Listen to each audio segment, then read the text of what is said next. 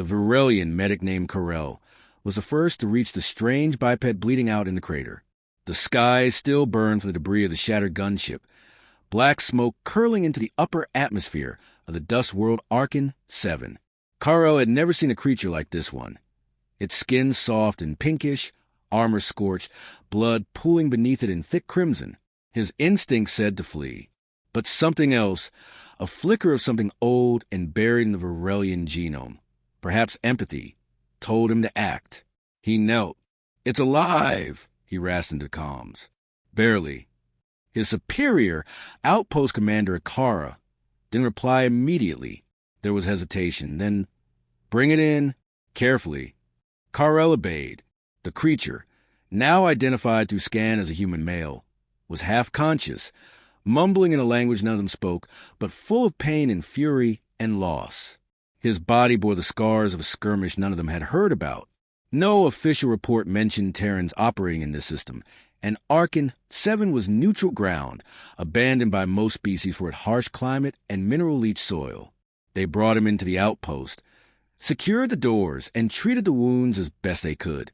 He stabilized by the third planetary cycle, and that's when the problems began. The first sign wasn't a message. It was the sensors. A ripple in gravity, a sudden distortion in space-time at the edge of the system.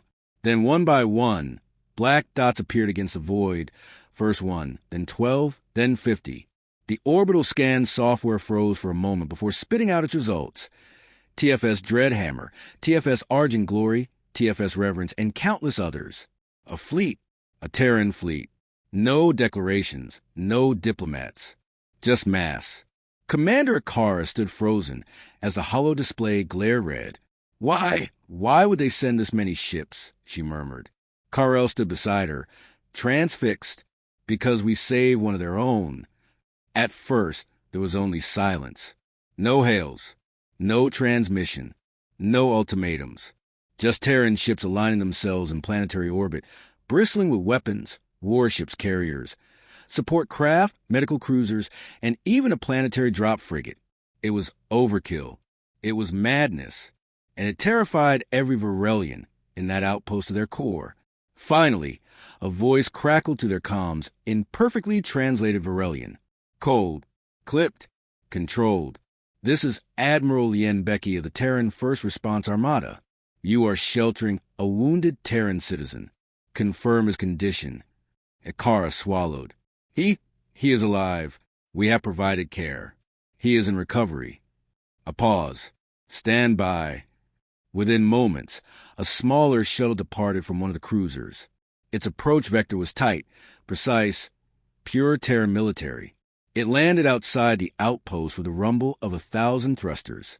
When the doors opened, for armored Terran Marines stepped out, weapons sheathed but presence unmistakably lethal. With them came a single medic in white. They entered without request. No weapons drawn, but authority dripping from every step. The human was still unconscious when they reached the med bay. The medic scanned him, nodded once, and then looked to Akara. "You treated him?" "Yes." "Thank you." Then she pressed the communicator. Subject retrieved. Vitals stable. Minimal damage from non-Terran intervention. The Marines moved like ghosts, lifting the human as though he were made of glass and exiting without another word. Carell stood near the threshold. "Is that it?" he asked. "Is it over?" "No."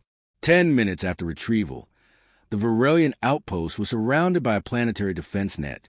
The Terran ships began deploying automated satellites, defensive grids, and even climate regulators. One of the orbital platforms began construction without explanation. When Akara attempted to hail them to ask for clarification, she received a single reply: "For your safety." Then came the database access. Every Varelian system flickered, then rebooted. The entire outpost digital framework was updated with medical advancements, engineering schematics, and resource packages, the kind of data that entire civilizations would kill to obtain. No price demanded, no reason given. The humans didn't just retrieve their wounded. They protected those who had helped him.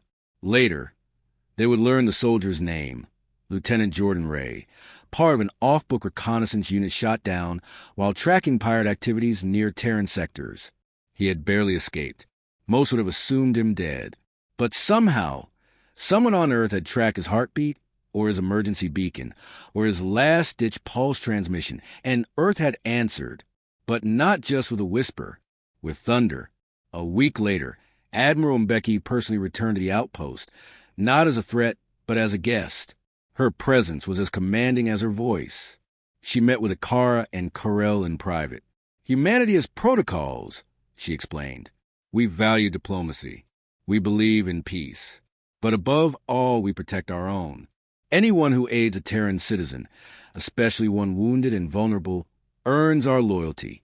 You did not hesitate. Neither will we. Karel dared ask, "Is this standard procedure?" She smiled faintly.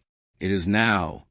From that day onward, Varelian territories, once considered minor, unaligned, politically irrelevant, became protected by Terran satellite grids. Trade began. Shared technologies bloomed. And beneath it all, a quiet understanding spread throughout the galactic map like a firestorm. Help a human, and Earth will send fleets. Hurt one, and Earth will send something worse. In taverns and trading posts across stars, the tale was told and retold. A medic helped a human. Earth responded not with thanks, but with shields, ships, and the silent promise that kindness toward Terran would never go unpaid. Other empires watched with unease. The Krivari Dominion, known for its ruthless pragmatism, began whispering concerns. The Svarkan Federation, usually indifferent to Terran affairs, halted all anti-Terran operations. Even the Dominion of Kaltur, long-standing rivals of Earth, issued new military protocols. Do not engage isolated Terrans. Assume nearby fleet presence. The message was simple, loud, and it didn't need repeating. On a diplomatic stage months later, during the Galactic Concord Summit, a Xantari ambassador nervously referenced the Arkan 7 incident. "Your reaction was excessive," he muttered. "A mere act of medical assistance." Admiral Mbeki interrupted him coldly. "Exactly." The ambassador blinked. "I beg your pardon?" She leaned forward. "It was a mere act of medical assistance. That is what terrifies you, isn't it? That such a simple kindness was enough to awaken the full strength of the Terran Armada. Not because we are angry, but because we are grateful. And gratitude from Earth," she added, "is just as powerful as our wrath." Silence. Karel would live to see his outpost transformed into a joint Terran-Varelian research hub. He became a guest of honor on Earth twice, presented medals he didn't know the name of, and never once asked to repay the gesture. He only ever told the truth when asked why he helped a human. "Because I thought he would die otherwise." One act, one human, one decision. And the galaxy was changed. Forever.